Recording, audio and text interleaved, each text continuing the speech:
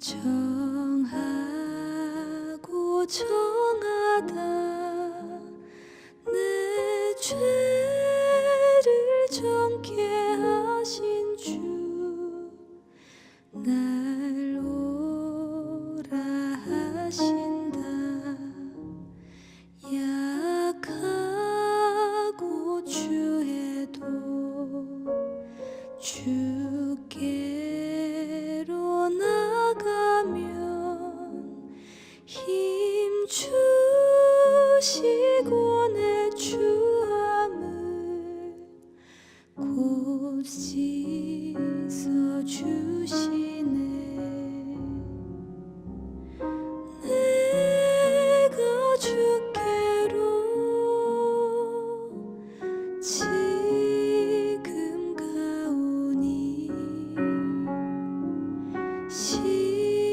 십자가의 보혈로 날 씻어 주소서. 큰 죄인 복받아 살 길을 얻었네. 한없이 넓고 큰 은혜 베풀어 주소서. 내가 주께로 지금 가오니 십자가의 보혈로 씻어 주소서. 내가 주께로 지금 가오니 십자가의 보혈로 씻어 주소서.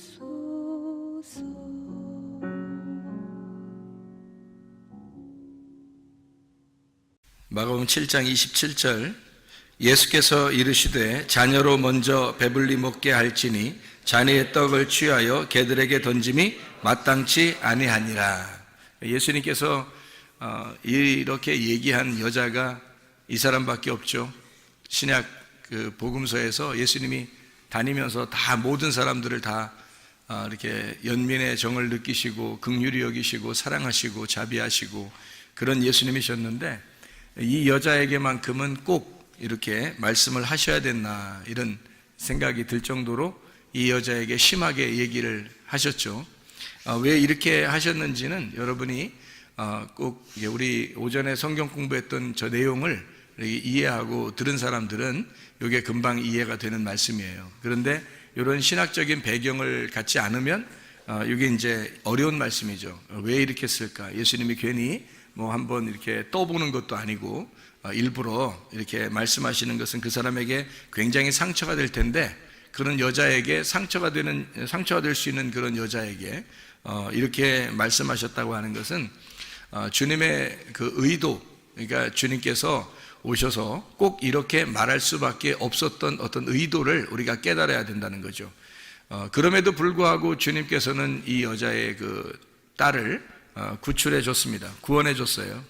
그러니까 결과적으로는 구원해 줬다 이러니까 그래 구원해 줬구나 이렇게 얘기해서는 안 되는 거죠. 왜냐하면 예수님이 보통 사람들이 이렇게 그 치료해 줄 때는요 직접 손을 얹어서 치료해 주거나 또는 뭐 이렇게 뭘 발라서 치료해 주거나 또는 뭐 말씀을 직접 가서 이렇게 얘기해 주거나 이래서 보통 치료하거든요. 그런데 여기 여자는 찾아가려고 생각하지도 않았고 그냥 네 믿음이 네가 가지고 있는 나를 찾아온 너의 믿음이 너를 구원했다. 너의 딸을 구원할 것이다. 이렇게 이야기하는 것으로 봐서 예수님께서 일부러 다분히 이 내용을 일부러 이렇게 이야기한 것입니다. 이 여자의 그 믿음이 대단했죠. 개들에게 던지는 것이 주인이 먹다가 남은 것을 아이들이 먹다가 남은 부스러기를 개들도 먹지 않겠습니까? 해서 그 부스러기의 복음을 내게 주십시오. 그러면 우리 가정이 치료를 받겠습니다 라는 그런 고백을 하게 되죠. 그러니까 예수님이 이제 그 말을 붙들고 네가 그렇게 말했으니까 그러면 그 말 때문에 너의 집이 구원을 받을 거다 이렇게 되는 거예요. 그러니까 네가 그 말 했으니까, 그렇게 말을 했으니까 그 말을 붙들고, 그리고 네 딸이 귀신이 떠나가고 병이 고침받을 것이다 라고 얘기한 거예요. 예수님이 직접 가서 치료해 준 거 아닙니다. 이거 잘 성경을 이해해야 돼요. 왜 그랬는지, 예수님이 왜 그럴 수밖에 없는지를 여러분이 이해해야 됩니다. 그게 우리가 오전에 성경 공부하면서 우리가 저 단계를 쭉 설명을 했어요. 그게 한때, 두때, 반때, 그리고 나머지 반때, 그리고 7일에, 62일에, 한 일에, 한 일에에서 한 일에가 이제 3년 반, 3년 반이거든요. 반때, 반때란 말이에요. 3년 반, 3년 반, 이렇게 해서 한 일회를, 그래서 이렇게 나누어져 있는 거기 때문에 가운데 십자가 지시는 그 예수님, 그 십자가 지시기 바로 전에란 말이에요. 그러니까 예수님이 활동하시던 시기란 말이에요. 그 시간. 그때 예수님이 십자가 못 박혀 돌아가시기 전이면서도, 그러면서 예수님 십자가 못 박혀 돌아가시고 나머지 3년 반이 남았어요. 그게 다 누구를 구원하는 시간이에요? 유대인들을 구원하는 시간이란 말이에요. 70일회가 예수님이 오신 것은 유대인들을 구원하기 위해서 오신 거예요. 이방인들을 구원하기 위해서 온 게 아니기 때문에, 이 사람은 이방인 여자예요. 그러니까 이방인 여자를 자기의 시간 안에 고칠 수가 없는 겁니다. 그러니까 이게 법칙이니까, 하나님의 그 규칙을 누구보다도 잘 아니까 아무리 긍휼이 많아도 그분이 막 나서서 이방인들을 쫓아다니면서 구원할 수가 없는 거예요. 유대인들의 그 시간 안에 오셨기 때문입니다. 그러니까 예수님이 일부러라도 이렇게 얘기하는 거죠. 내 자녀들의 떡을, 내 자녀들에게 줄 양식을, 내 자녀들에게 줄 치료를, 내 자녀들에게 주는 그 구원을 너에게, 걔한테 줄 수는 없다는 겁니다. 걔라고 하는 것은 여기서 이 여자가 진짜 막 멍멍하면서 다니고 뭐 이렇게 뭐 주워 먹고 다니고 이래서 그렇게 얘기한 게 아니고 이방인을 말하는 거예요. 이방인에게 내가 온 게 아니라는 거죠. 이방인에게 온 게 아니라 70일의 안에, 다니엘서 9장에 나오는 70일의 안에 온 유대인들에게 구원을 위해서 왔기 때문에 주님은 그 이외에 이방인의 때가 아직 안 왔으니까 이방인의 때는 바울 사도가 나오고 난 다음이 돼야 된단 말이에요. 사도행전 9장 이후가 돼야 된다는 거죠. 그렇게 되기 전이니까 유대인들의 구원, 이때 이방인을 구원할 수가 없는 거예요. 그래서 이 여자에게 자녀의 떡을 걔에게 줄 수가 없다, 이방인에게 줄 수가 없다, 그렇게 이야기를 한 거죠. 그래서 이런 배경을 여러분이 알고서 이 내용을 이해하게 되면 정말 주님께서 이걸 미워서 그런 건 아니었구나. 이게 하나의 하나님의 그 규칙, 법칙 안에서, 그 율법 안에서 예수님이 오셨기 때문에 이 율법을 완성하지 않으면 안 되거든요, 주님이. 그래서 율법을 모두 다 완성을 시켜야 돼요, 주님께서.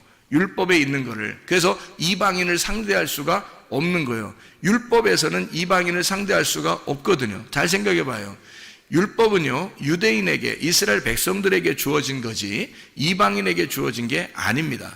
그러니까 유대인들에게 주어진 이 말씀, 율법을 예수님이 완성을 시켜놔야 이방인에게도 그것이 복음으로 간다는 거죠. 그래서 율법을 완성하고서 이방인들에게 복음이 가기 때문에 그 전에 있는 예수님의 그 시대에는 이런 수르보니게 여인한테는 구원할 수가 없다, 이렇게 말씀하시는 겁니다. 자, 이해를 여러분이 하셨죠? 그러니까 예수님이라고 하는 이분이 사랑을 온전하게, 하나님의 속성이 본질이 사랑인데, 그런데도 불구하고 이렇게 하신 것은 그 시기적으로 예수님께서 그 자기의 그 시기를 정확하게 파악하고 생활하셨다는 것을 볼 수가 있죠. 3년 반을, 그리고 십자가 못 박혀 돌아가시고 나머지 3년 반은 제자들이 그걸 이루게 돼서 이것이 완성이 되면 그때서 이방인의 때가 이루어지고, 지금이 바로 우리에게 이방인의 때예요.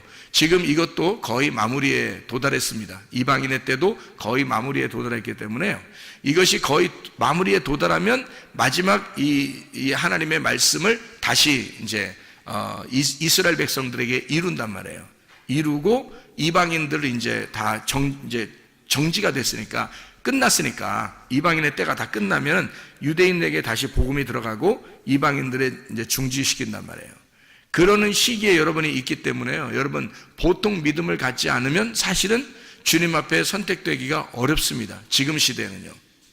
이런 것만 제대로 알아도요. 성경에 예수님은 그냥 뭐 얼렁뚱땅 구원하고 이러지 않아요.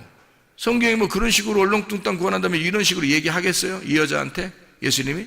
그렇게 안 한단 말이에요. 심한 얘기를 이렇게 하는 것은 이게 뭐 한번 떠보려고 이러는 게 아니에요. 이게 떠보려고 그러는 게 아니라 예수님이 오신 그 규칙이 있다. 내가 온 그 법칙이 있기 때문에 이거를 내가 벗어날 수가 없어. 그래서 너한테, 걔한테는 줄 수가 없어. 그런 구원을, 그런 치료를 줄 수가 없어. 그럼에도 불구하고 네가 나라는 믿음을, 네가 하나님의 긍휼을 네가 구했으니까 그거를 붙잡고 그 얘기를 이방인에게 그 부스러기를 달라고 했으니까 앞으로 여기 유대인들을 구원한 이후에 이방인들을 구원할 때는 예수님의 그 부스러기 복음이 나간단 말이에요.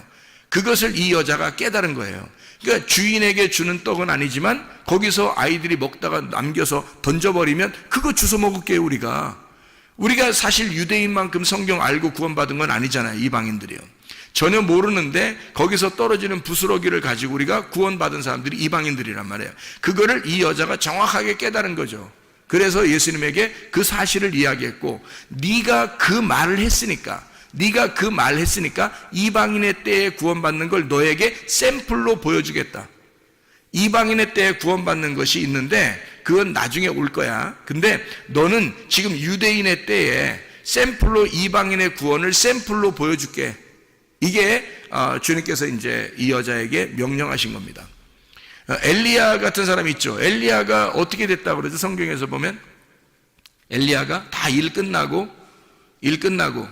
끝나고 집에 와서 발 씻고 쉬었더라 이런 말 아니고 일 다 끝나고 어떻게 됐어요? 엘리야가요? 승천해 버렸죠. 그러면 원래 인간은 승천할 수 있어요? 없어요? 없어요. 에녹이라는 사람은 어떻게 해요? 하나님과 동행하다가 승천해 버렸죠. 그러면 원래 인간은 승천해요? 못해요? 못합니다. 그럼 왜 그 예수님이 오시기 전에 이 사람들이 승천했죠? 샘플로 보여주는 겁니다. 예수님의 그 모습을 샘플로 보여주는 거예요. 예수님의 태어난 것은 원래가 여자하고 남자하고 이렇게 결혼해가지고 이렇게 결합해서 나온 예수님이에요? 아니면 원래 하나님이 성령에 의해서 만들어서 그냥 마리아 뱃속에 집어넣었다가 빼낸 거예요? 집어넣었다 빼낸 거예요. 그렇게 유일하게 한 것은 누가 샘플로 보여준 거예요? 아담. 첫 번째 아담이 여자 남자 없이 그냥 태어난 사람이에요. 그것이 그대로 예수님에게 두 번째 아담으로 이것을 이룬단 말이에요. 누군가 샘플, 이 그림자가 있어야 그 다음에 실제가 나오는 거예요.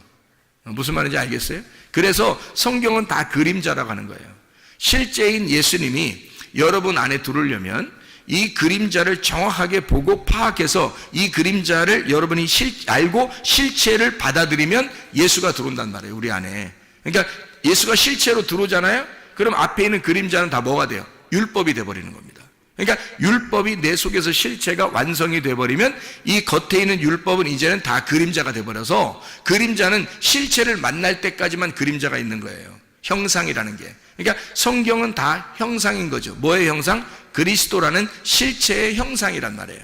그러니까 그리스도를 받아들이게 하기 위해서 성경이라는 형체가 우리에게 형상이 있었던 거죠. 이게.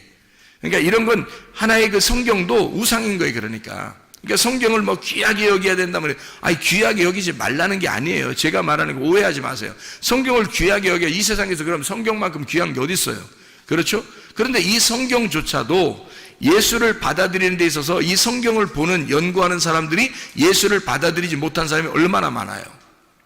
무슨 말이냐면 실체를 못 받아들이고 이런 우상, 이런 형상을 가지고 중요하게 여긴다는 거죠. 이거는 그렇게 중요한 게 아니에요. 실체라는 예수님이 중요한 거지. 예수라는 실체, 그 복음이 중요하지 이것은 중요한 게 아니란 말이에요. 이거는 그림자예요. 하나의 이제까지 이루어졌던 예수 그리스도가 우리를 위하여 이루신 모든 사건들을 여기에 기록함으로써 이런 하나님이다 라고 하는 것을 설명해 주는 거예요. 무슨 말인지 알겠죠? 그러니까 이방인의 구원의 때가 오면 수르보니게 여인 이 한 사람만 구원받겠어요? 이 여자의 그 딸만 구원받겠냐고요?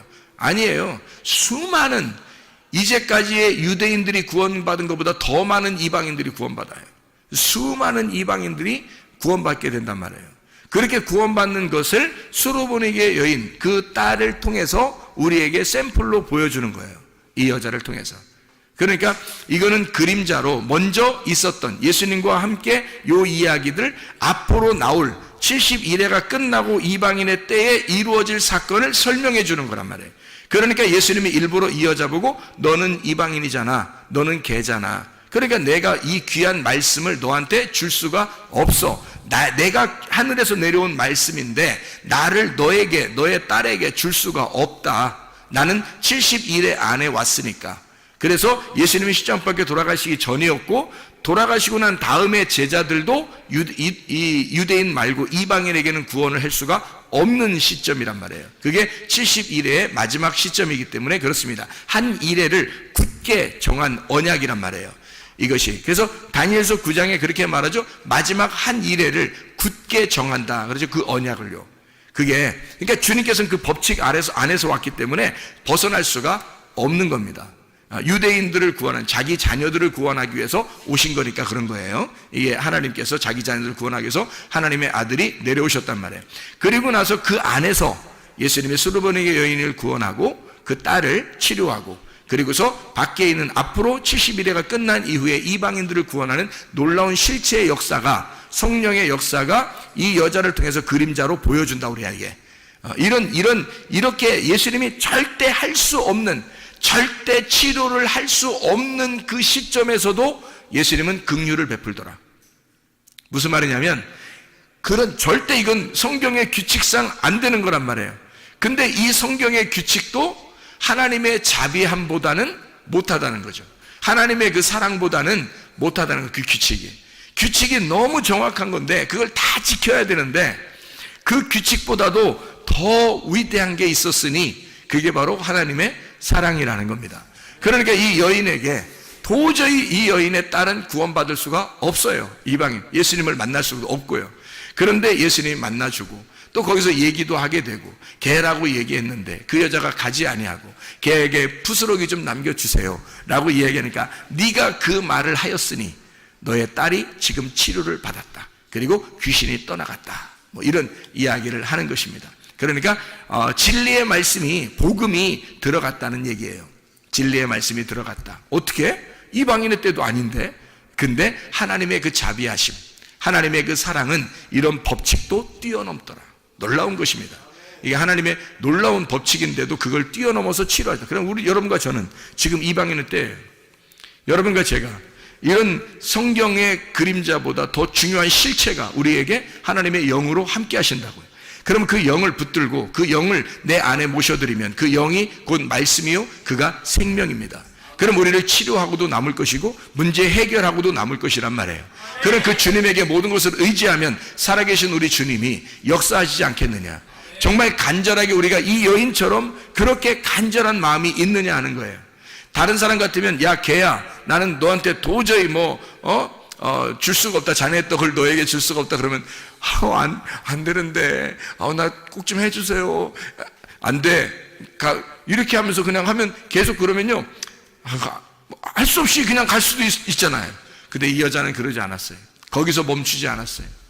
그래 맞아요. 당신의 오신 것이 바로 그런 법칙으로 오신 것을 제가 압니다. 그래서 나에게 도저히 우리 딸은 구원할 수 없다는 것도 압니다. 그러나 주님 자비를 베풀어 주십시오.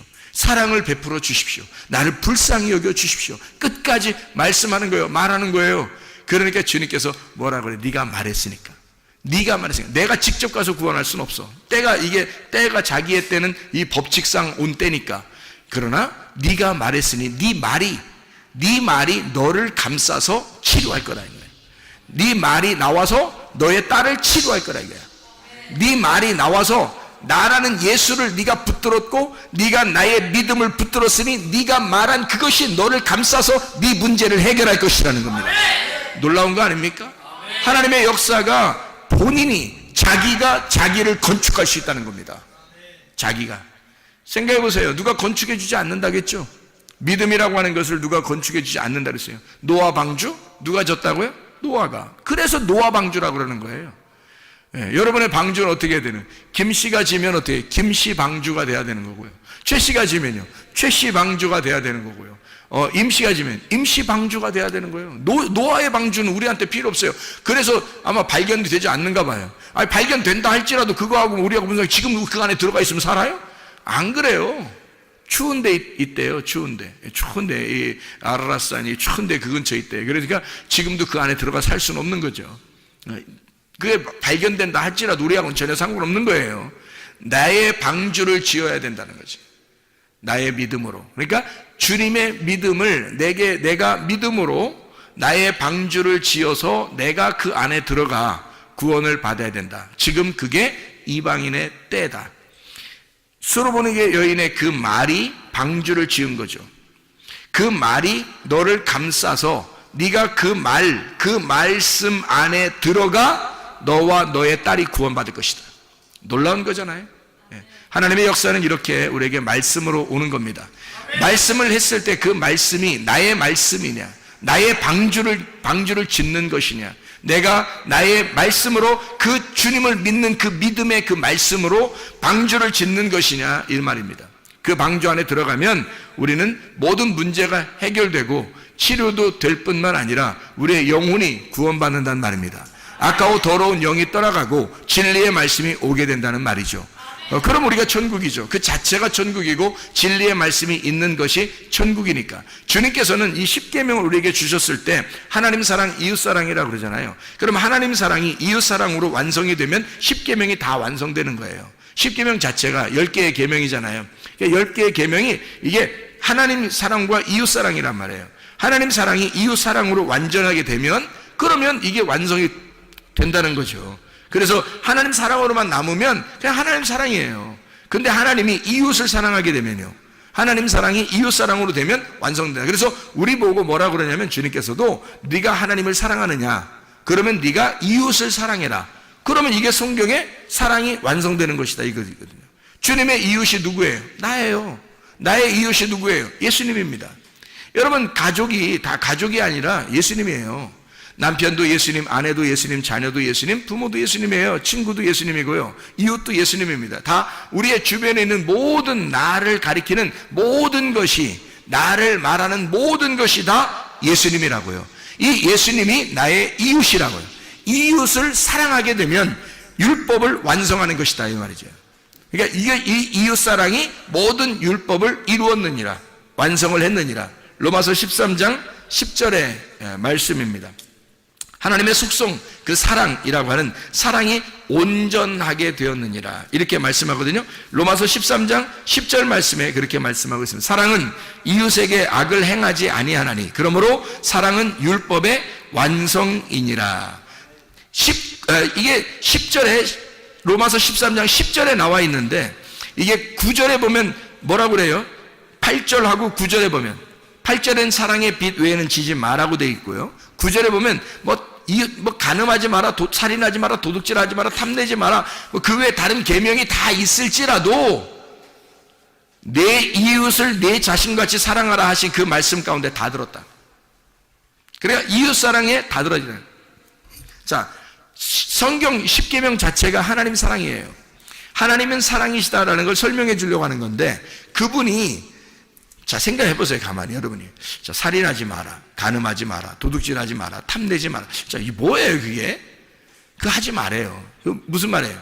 너 이웃을 네가 살인하거나 도둑질하거나 간음하거나 탐내거나 그러면 그 이웃하고 너하고 어떻게 생각한 거야?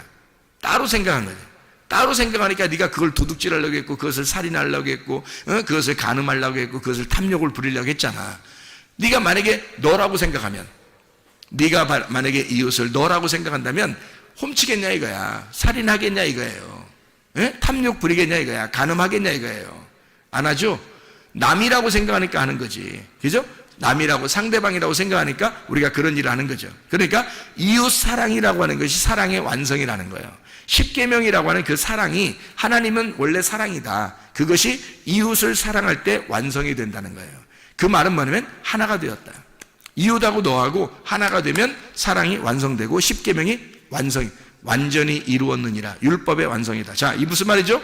예수 그리스도와 내가 이웃이었는데 그분과 내가 서로 사랑해서 하나가 되었어요. 그러면 율법은 완성된 거죠.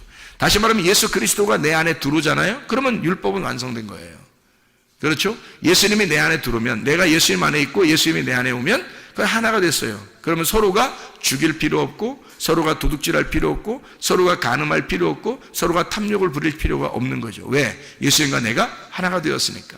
이게 서로 사랑이라는 거예요. 이게 이웃 사랑이라는 겁니다. 그러면 율법을 완성하였느니라. 자, 이것이 안 돼 있을 때는 예수님이 오시기 전에, 십자 못 박혀 돌아가시기 전에 모든 사람들은 다 이게 한쪽이 부족한 거예요. 한쪽이 부족한 거야. 그래서 사도행전 3장에 보면 성전 앞에 누가 나오죠? 예, 절름베리가 나옵니다. 이 안전뱅이라고 나와서 우리나라 성경에는 안전뱅이라는데 사실은 한쪽 다리가 부족한 자예요. 한쪽 다리가 부족한 자. 그러니까 절름발이에요. 절름발이니까, 여러분 절름발이면 어떻게, 안진뱅이면 원래 걸어가지도 못하죠. 근데 절름발이면 어때요? 성경대로 말하면 절름발이거든요. 그러면 이 절름발이라고 하는 건, 절름발인 여러분 걸어갈 수 있어요, 없어요? 있어요. 뛸 수 있어요, 없어요? 뛸 수 있어요. 절름발이는 한쪽 다리만 부족한 거거든요. 그러면 이렇게 뛰기도 하고요. 이렇게 걸어가기도 하고, 그러는 거예요. 그게 그 절름발이에요. 안전뱅이는 아예 못 일어난 거고.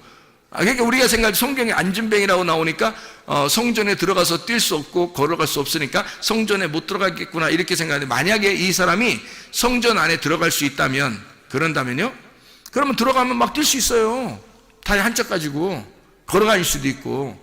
그러면 이 사람이 진짜 완전히 다리가 한쪽이 길어졌는지, 한쪽이 짧았다가 한쪽이 길어졌는지, 아니면 그대 짧은 상태에서 막 그냥 들어가서 뛰었는지 우리는 모르죠. 근데 어쨌든 온전해졌다는 건데, 이게 무슨 말이냐면 이런 거죠.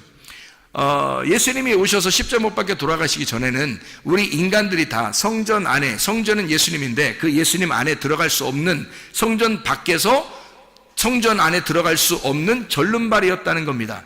한쪽 다리가 한 짝이 안 맞는 거죠. 절름발이란 말이야. 짝이 안 맞는 거예요. 이게 짝이 두 개가 똑같이 맞아야 되는데 이게 안 맞는 거예요. 한쪽이 짧아서 안 맞아요. 그러니까 나와 예수님이 안 맞는 거야, 이게 안 맞으니까 성전 밖에서 계속 이게 구걸하고 있는 거죠. 그러니까 구걸하고 있다는 말은 어떻게, 좀 도와달라는 거 아니에요? 그죠? 도와달라는 말은 뭐예요? 기도한다는 말이죠. 그죠? 도와달라는 말은 기도한다는 말이에요. 기도해. 뭘 기도했겠어요, 이 사람이? 구걸하는데 뭘 기도했겠어요? 구걸하니까 그게 기도하는 거야, 그게 밖에서 막 구걸하는 거, 기도하는데 뭘 기도했겠어요? 예? 절름발이야, 이 사람이. 그러니까 뭘 기도했겠어요? 내 다리 좀 온전케 할 사람이 있었으면 좋겠다. 내 다리 좀 온전케 해주세요. 자, 소경이 만약에 구걸하고 도와달라고 하고 기도한다면 소경은 뭐라고 기도할까요?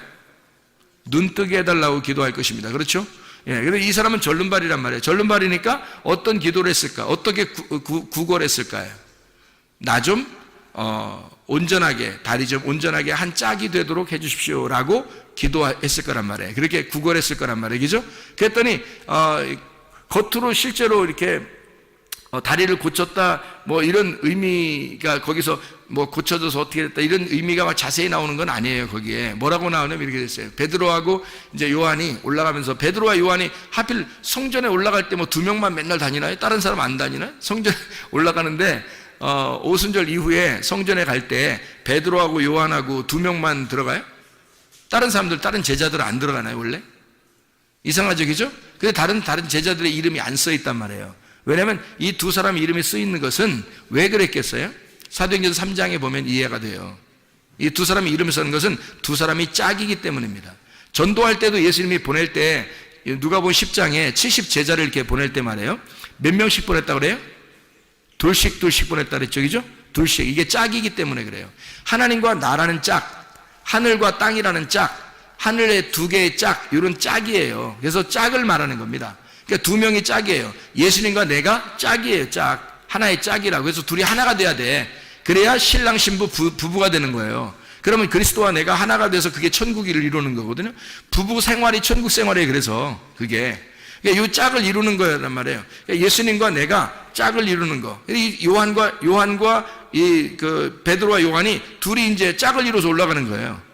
그러니까 이 사람이 절름발이가 가만히 생각하니까 저 사람 둘은 다 짝을 이루어서 올라가는데 나는 짝이 안 맞춰서 다리가 짝이 안 맞았어. 그러니 내가 구하는 거죠. 막 쳐다보면서 당신들은 두 명이 이렇게 가고 짝이 다 이루어졌는데 나만 짝이 안 돼 있어요. 다리가. 이렇게 이야기하는 거죠. 예, 그러니까 이제 베드로와 요한이 뭐라 그래요? 우리는 너에게 실제로 겉으로 이렇게 껍질을 줄 수가 없다. 다시 말하면 금과 은, 이 성전 안에 들어가는 금과 은을 우리가 줄 수는 없다. 다시 말해 이 성전도 다 뭐다? 껍데기다.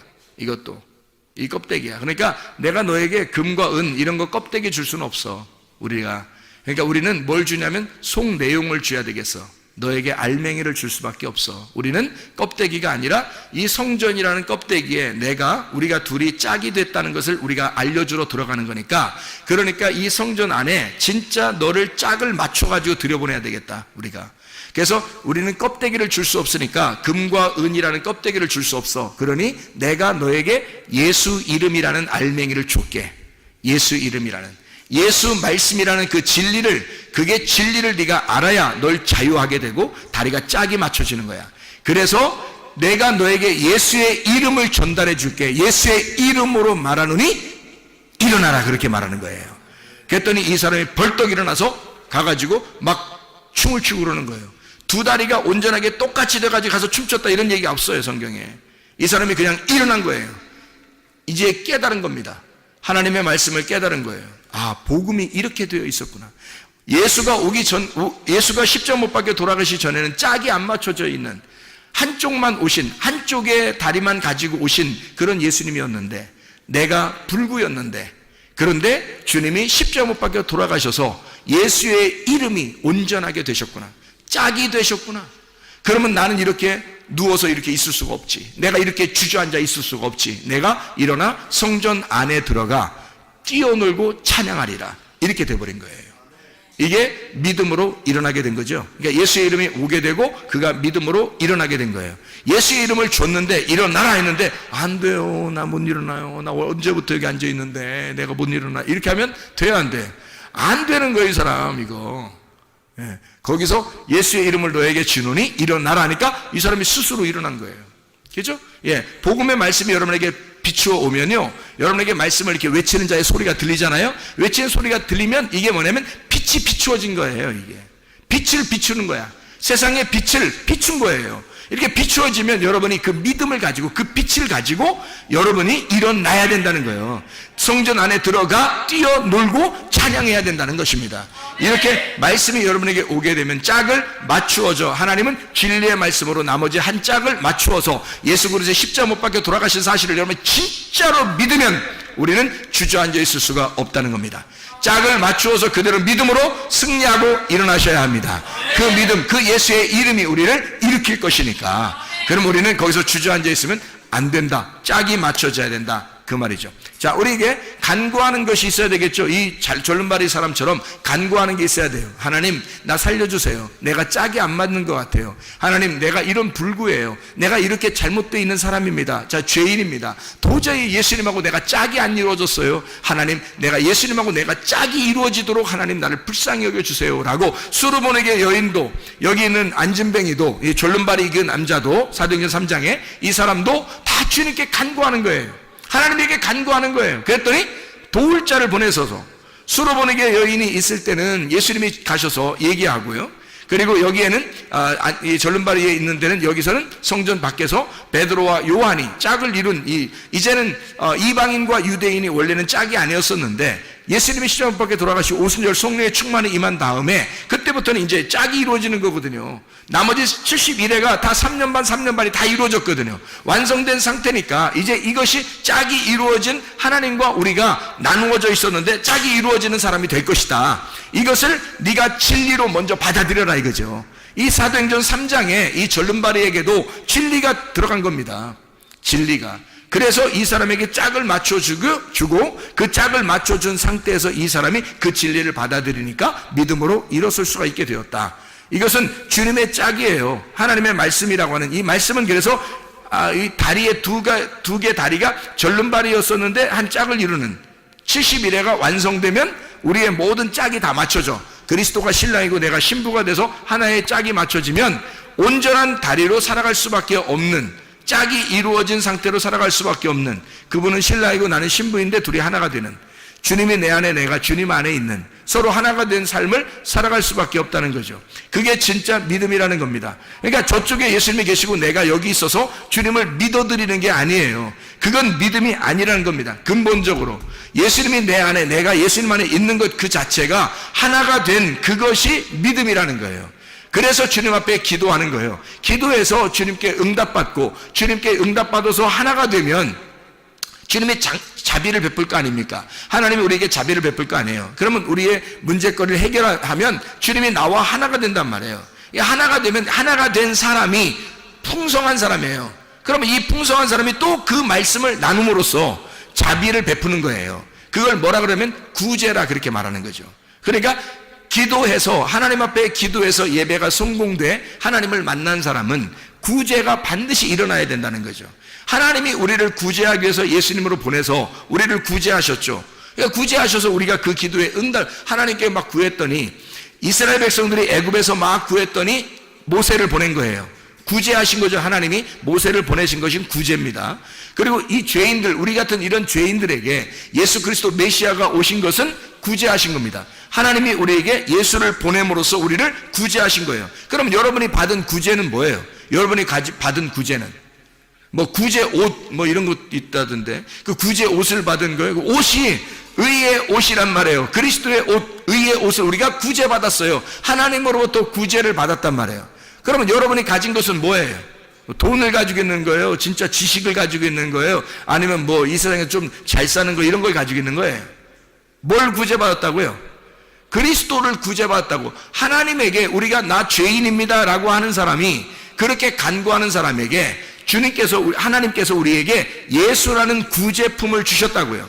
예수라는 분을 우리에게 내려주시니까 그 구제를 받은 내가 이 예수를 다른 사람에게 전달해 준다는 거, 이 전달해 주는 걸 말씀 선포라고 그러는 것입니다.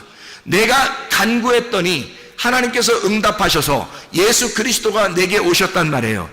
하나님께서 나에게 구제하신 거죠. 그러니 나는 이 구제를 받았으니 내가 많이 풍성해졌어요. 풍성해진 내가 이 풍성한 예수 그리스도를 다시 다른 사람에게 구제하는 것이죠. 이해하겠습니까? 그래서 구제는 곧 기도요, 기도는 곧 구제라는 얘기죠. 예배가 구제고 구제가 예배라는 거예요. 그러니까 구제와 예배와 기도는 같은 것이란 말입니다. 예수 그리스도를 너희가 받고 예수 그리스도를 나누어 넘겨주라는 겁니다. 네가 받은 예수를 넘겨주라는 거예요. 이게 복음의 말씀이라는 거예요. 그래서 우리는 기도하는 것과 말씀 전하는 일에 전무해야 하는 것입니다. 여러분, 예수 그리스도가 여러분에게 뭘 해요? 좋은 걸 주고 싶어 하셔요. 예수님이 우리에게 좋은 걸 주고 싶어 하신다고요. 이 솔로몬에게 여자는 진짜 받을 수 없는, 자격이 없는, 시간도 아직 되지도 않았던, 이 여자는 정말 구원받을 수 없는 위치에 있는 사람이었다고요. 그런데 불구하고 하나님의 자비가 발동하면, 하나님의 사랑이 발동하면 뭐든지 해줄 수 있는 거예요. 네가 말한 그 말이 너를 감싸고 너를 감싼 그 말이 너의 딸을 구원할 것이라는 거죠. 이것은 하나님의 놀라운 자비입니다. 왜냐하면 제가 성경을 알고 성경 이거 쭉 연구해 보면 말이에요, 예수님이 도저히 이렇게 이 여자를 구원할 수가 없어요. 그 기간에는 이거는 성경에 율법적으로 율법 안에서 오신 예수가 그렇게 할 수가 없도록 법칙이 그렇게 돼 있단 말이에요. 근데 예수가 그 법칙을 깬 거예요. 어떻게? 자기가 깰 수는 없으니까 네 말이 이 법칙을 깨버릴 거라는 거죠. 네 말한 것이, 네가 말한 그 말씀, 믿음의 말씀이 이 법칙을 깰 거라는 거죠. 이 법칙도, 이 성경의 법칙도 내가 구원받는 데 있어서는, 나에게 있어서는 이 법칙이 뭐 그리 대단한 거야 이거야. 예수가 대단한 거지 뭐 이게 그 대단한 거라 이 말이에요. 생각해 보세요. 예수 그리스도에게서는요, 그가 이런 법칙 안에 와서 자기는 그 법칙을 충실하게 이행하여 율법을 완성해야 되지만, 그러나 이 여자의 말이 나의 법칙도 깰 만큼, 이 세상의 창조 때부터 말이에요, 성경의 창조 때부터요, 이 세상의 모든 법칙은 다 깨지고 온 겁니다. 그렇잖아요? 세상의 모든 법칙은 하나님의 법칙 안에서는요 다 깨질 수밖에 없는 거예요. 모든 규칙은. 왜냐하면 이 생각에 예수님이 부활하는 것도 이 법칙이 깨지는 거 아닙니까? 예수님이 땅에서 위에서 내려오는 게 아니라 밑에서 위로 올라가네. 이게 법칙이 다 깨지는 거예요. 문이 닫혀 있는데 문을 통과해 들어가? 문이 닫혀 있는데 통과해서 들어와? 이게 어떻게, 이게 법칙이 다 깨져버리는 거예요. 이런 모든 법칙들도 실제가 오면요 다 깨져버리는 겁니다. 실체가 오면. 그러니까 예수 그리스도, 당신이 말하면 나에게 내 딸이 구원받지 않겠습니까? 당신이 나에게 말하시면, 부스럭이라도 얘기하시면, 부스럭이라도 주시면 우리 딸이 구원받을 수 있겠습니다. 이거 하나님의 그 법칙, 하나님의 그 율법 안에서 오신 그 하나님의 법칙도 그냥 금이 착 가버리는 거죠. 이 법칙이라는 유리가요 팍 깨져버리는 겁니다. 하나님의 가슴이 쫙 찢어지는 거예요. 왜? 그래서 그 속에 있는 심장, 그 가슴을 확 내미는 거죠. 그래, 네가 말했으니, 네가 나의 심장을 건드렸으니, 네가 나의 사랑의 심장을 건드렸으니, 그러니 네가 말할 그것이 너를 구원할 것이다. 그 믿음이, 그 심장이 너를 구원할 것이다. 하나님의 사랑입니다. 여러분, 하나님은 사랑을 완성하시러 오신 분이에요. 하물며 여러분과 저에게 지금 이방인의 때에 여러분과 저에게 하나님의 은혜를 베풀지 않겠는가? 하나님의 은혜를 구하는 주의 백성들이 다 되시기를 바랍니다. 우리 하나님 아버지 사랑과 은혜를 감사를 드립니다. 주의 은혜 가운데 살다가 주님 만나게 도와 주시옵소서. 예수 그리스도 존귀하신 이름 받들어 기도 올리옵나이다. 아멘.